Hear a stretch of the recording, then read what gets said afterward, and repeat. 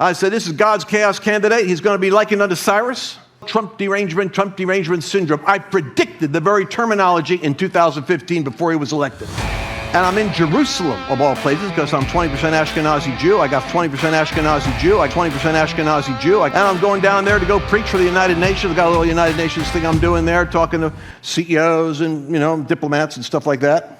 Teaching for the UN people that are all Christians. We have a secret meeting for Christians in the UN. We have a secret meeting for Christians in the UN. We have a secret meeting for Christians in the UN, all of the closet followers of Jesus. I'm at the Mount Zion Hotel. It's a counterfeit eldership at the gates. Because if he can get vaccines, the stuff like that, constantly taken over in the news, and you're going to see the great reset, the financial business, the collapse of the economy, as they're saying. All these 7 realms, starting with the church, are the 7 verticals or domains that literally Satan seeks to have an occupation in. Where does he want to occupy?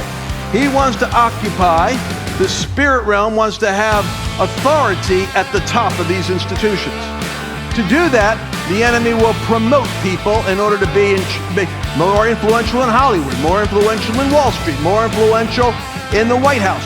So the enemy puts his own, you could say, counterfeit eldership at the gates.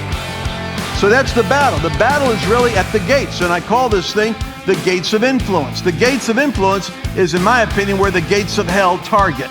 So if they can get the Supreme Court and just get a majority on the Supreme Court, they've got all the leverage they need to influence the rest of the substructure. There's always a battle over who's at the top of the mountain, who's at the gates of influence.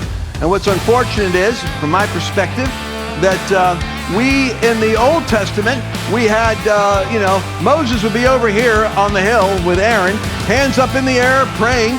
Meanwhile, Joshua is down here. But what did Joshua do? Joshua went forward into these, curiously enough, to dispossess 7 nations that were greater and mightier than them. I'm doing my research on nations in the last days, because I believe that while we focused on the preach with signs and wonders on this side, I believe what the devil did was he focused on the teach. And what he did was he got into the education arena, he got into the media, he got into the intellectual elites at the top of these realms, and he began to teach a different worldview. We preach, they teach, but their teach had more influence than our preach. Because our preach was talking mostly to bring people out of the world into the kingdom of God.